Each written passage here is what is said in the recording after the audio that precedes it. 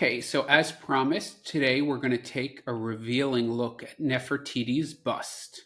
Is this some kind of bust? Well, it's very impressive, yes, but we need to ask you a few questions. Well, I hate to break it to you, but we can only see her from here up, so you don't even really see her bust. Let's just call it the bust of Nefertiti. Now, this is probably one of the most iconic faces in human history and certainly one of the most recognizable from antiquity.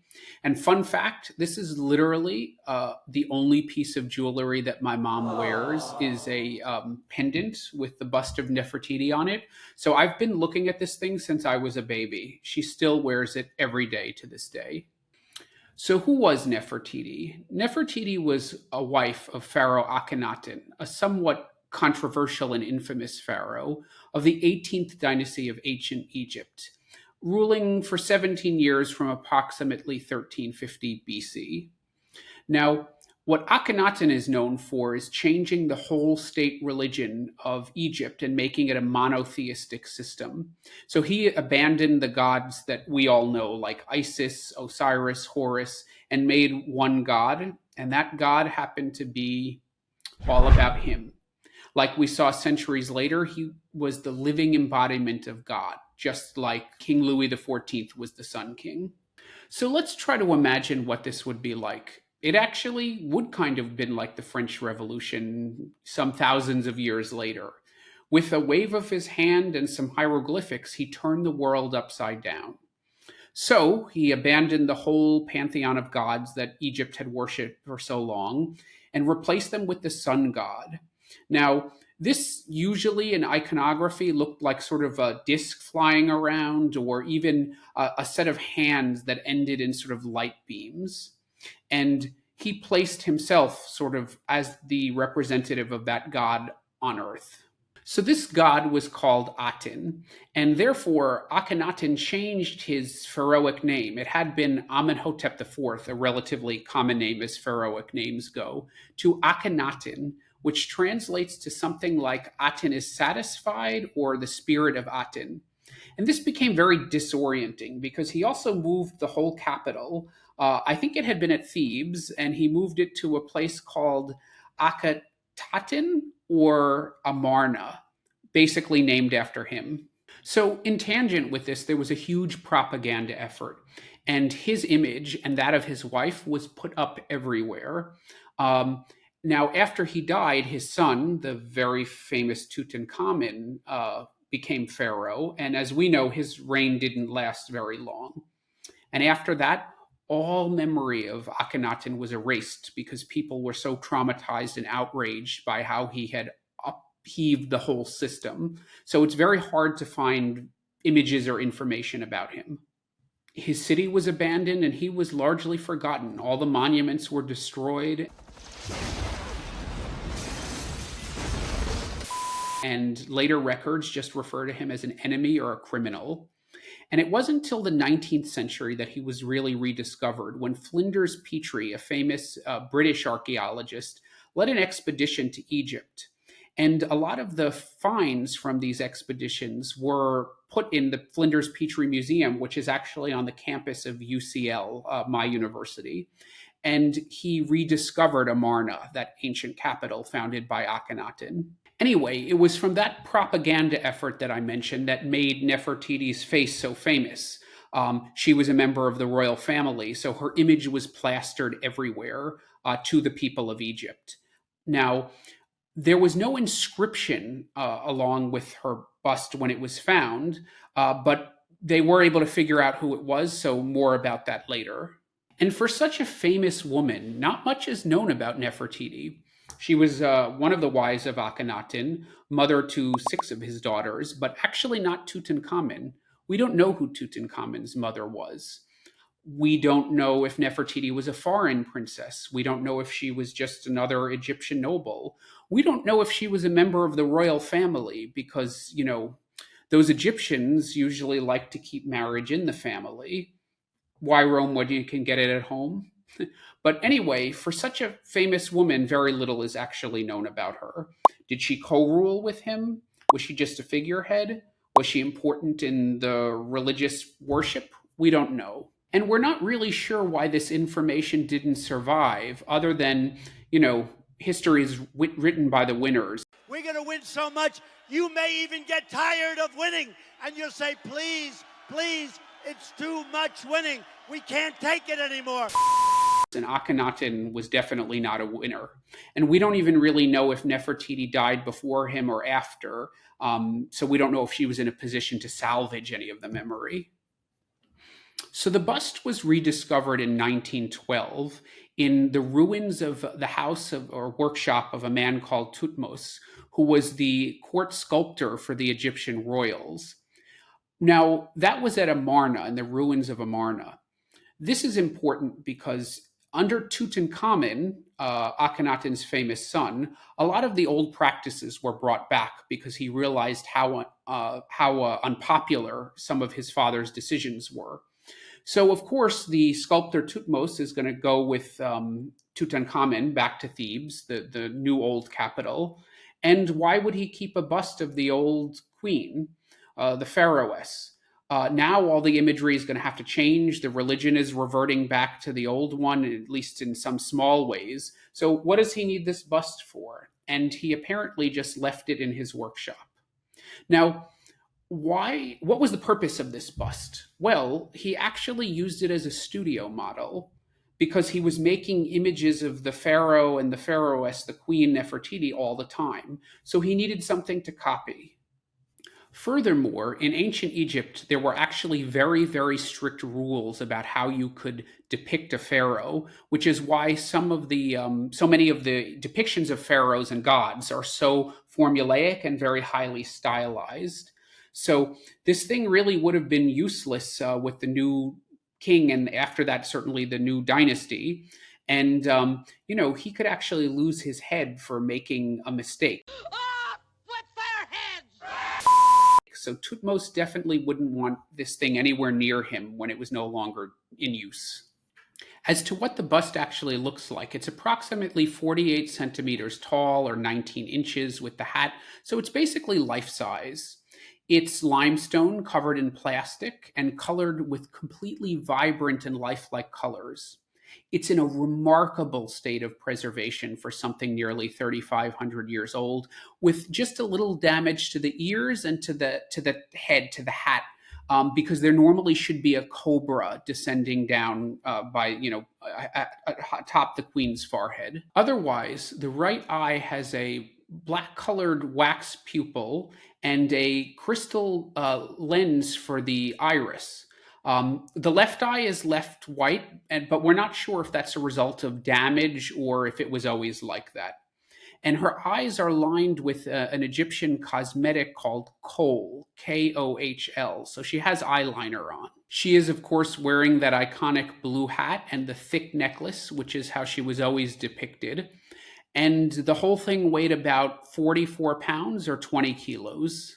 What makes the bust so unusual and enigmatic is how lifelike it is. Usually at this time, pharaohs and gods were depicted in a highly stylized and almost cartoonish manner. You have very, very simple forms and lines, sometimes exaggerated features like a belly, and you'll see this on Akhenaten. But this looks like a real woman, a beautiful woman. Moreover, she's beautiful in a way that's universal. I remember reading a book about certain principles and properties, physical properties, that are almost universally among societies and in history considered beautiful. One of them is symmetry, and of course her face is perfectly symmetric. One of them is spacing of the eyes, and her eyes are not too close together, not too far apart. Her lips are a little bit protruding, not too thin, not too plump. 10 out of 10 for kissability. She reminded me of my mother, all right, no doubt about it. Her nose and ears are delicate and feminine, and those high cheekbones could give Kate Moss a run for her money. But seriously, it's pretty fitting that her name means a beautiful woman has arrived, and I'm pretty sure that's what the person who took that bust out of the ground after all those years thought too. But once again, the bust is so lifelike. Thutmose actually put some faint signs of aging on the bust, some very fine wrinkles at the corner of the eyes and the mouth, and that's another sign of just how realistic this thing is. There's no hair in evidence, but it was believed at this time that members of the court shaved their heads so they could put fancy wigs on them, and you can see some of those in museums. It was believed they did this either for hygienic purposes or just because they thought it looked good. In 1992, some CT scans were done, but a second round proved more interesting, and that was in the late 2010s. And what that showed was that the plaster underneath the plaster, which was actually a cast from real life, differed from what you could see. The outer layer is a little bit prettied up. Now, what is the difference? First, underneath, you see a little bit more pronounced wrinkles. The depth of the eyes is not as much, and a slightly aquiline nose.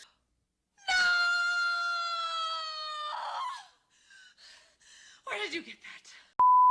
You could say this was actually the world's first confirmed facelift, as they erased some of those imperfections. Anyway, after the rediscovery, this queen's life probably got just as exciting as it was all those years ago through the upheaval, given how she was discovered and how she was exported to Germany.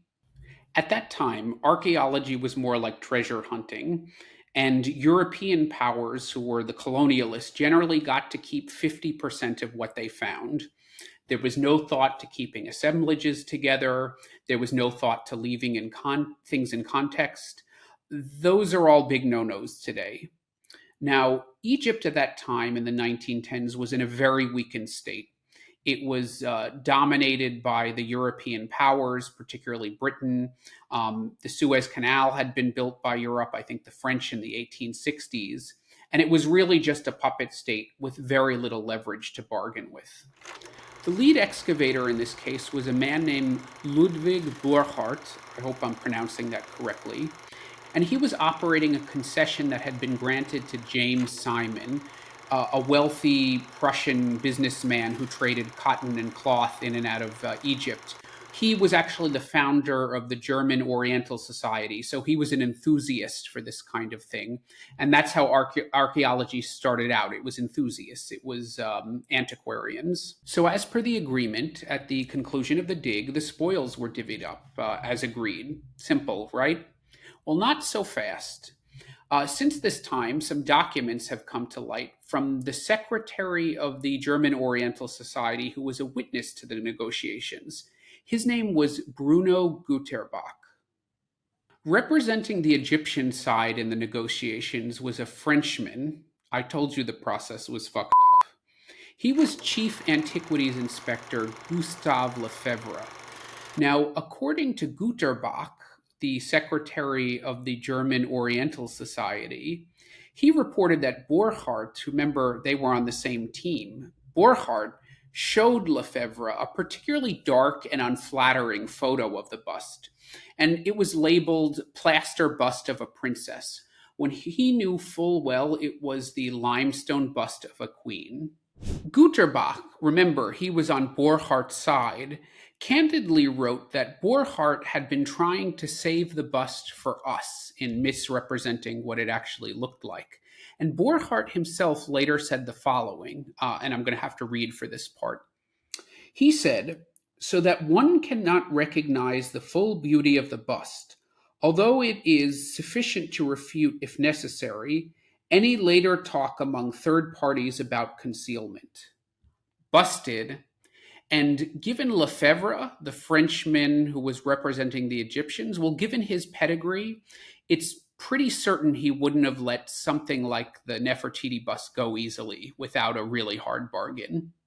All was quiet for a decade until the bust was finally exhibited at Berlin's New Museum in 1924. Before that, the only copy had gone to Kaiser Wilhelm, a great patron of the Oriental Society. So was it Burckhardt's guilty conscience, or was he afraid of getting caught? And as soon as it was exhibited, people wondered why on earth the Egyptians would have let such a masterpiece go without a fight. Why would they have let it go at all? And suspicions were raised. And pretty soon, Pierre Lecow, who was the head of the Egyptian Antiquities Service, got on well, it probably wasn't a plane at that time, probably got on a boat and made his way to Berlin to see it for himself. The rest of the 1920s and 30s saw a lot of back and forth and haggling to see if Egypt could get the bust back. And Simon, actually, he was a pretty stand-up guy. Remember, he was the one who founded the Oriental Society and funded the expedition. He was in favor of returning it to Egypt.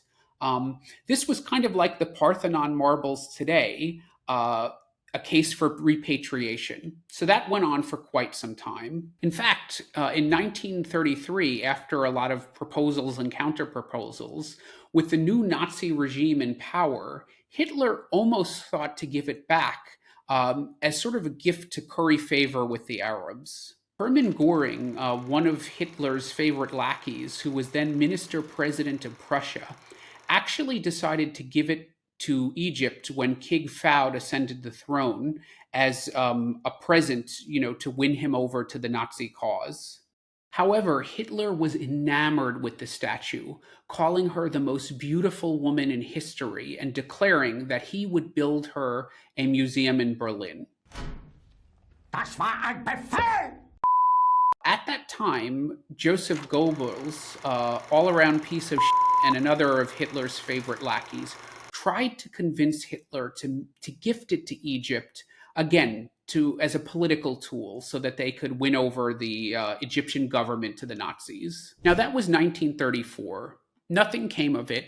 And by 1939, Hitler was closing down all the museums as World War II was breaking out.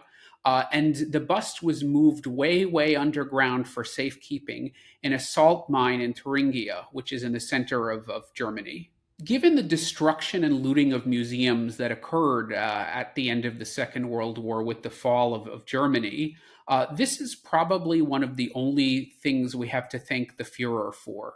Because that bust was actually kept safe and sound. It fell into the hands of the Americans, who eventually in 1946, the year after the war ended, exhibited the bust publicly in a place called Wiesbaden.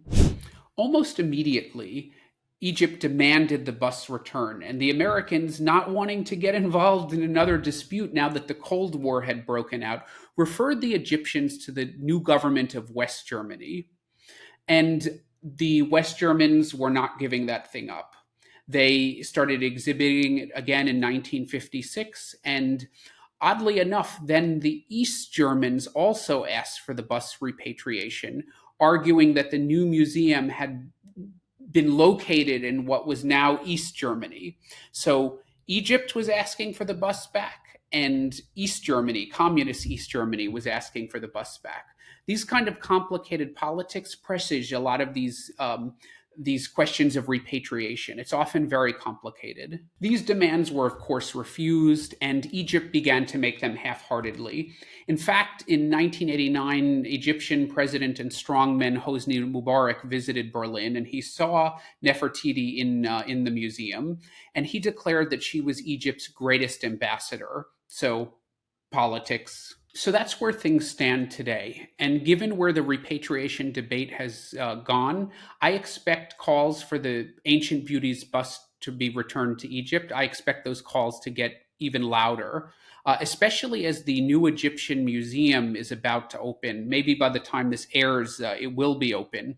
But that is more than 10 years delayed and very, very over budget. So once that opens, I think the pressure is going to raise. I don't know, maybe they should just get Trump in there. He'd finish it in like a day. Under budget and ahead of schedule. That's what we did. So that's where things stand today. And given how repatriation has become such a big issue and controversy lately, I expect calls for the ancient beauties return to get even louder, especially as the Grand Egyptian Museum is set to open any day now, or it might already be open by the airing of this show, at which point I think that'll put even more pressure on the Germans. Seriously, though, once that museum opens, it is set to be the superstar of museums, if you've seen any of the previews. And it's going to be very difficult for the Germans to argue that it's in better hands in the old, early 20th century museum in Berlin. If you ever went to the old Egyptian museum in Tahrir Square, that thing is like a museum of museums. It's sort of the bad old version of museums with lots of things in glass cases. This new museum is supposed to be pretty sick, and it would be the perfect home for Nefertiti. It's actually very similar to the Parthenon marbles. If you've been to the new Acropolis Museum, which is actually about 10 years old at this point, it's an amazing venue, and it's sort of positioned exactly as the Parthenon is, and you can look up through the glass and see the Parthenon from the place where the Parthenon marbles are meant to be displayed. So it makes for great in-context viewing. And it's very hard to argue when you go to the British Museum and sort of see the old gallery where those Parthenon marbles are displayed. It's kind of a no-brainer where those things really belong. And I see this as pretty similar. But anyway, that's another topic, another controversy. However, all that said, I would totally recommend you go to Berlin to see the Nefertiti bust in the new museum. That's located on Museum Island in Berlin, which is full of awesome institutions like the Pergamon, which is full of other stuff that was looted, rescued from the Middle East, including some of the great treasures of Babylon. The bust is beautifully lit, displayed in the center of a small room, and trust me, you really can't understand what is so special about this lady's face until you go there and see it for yourself. In that way, it reminds me a little bit of the Mona Lisa. Now, I know everyone says, oh, it's so small. I mean, I don't know what they're expecting. It's a portrait. And to be fair, that room is usually so crowded. But I used to live right across the street from the Louvre and had a membership, so I was able to get in early ahead of any line.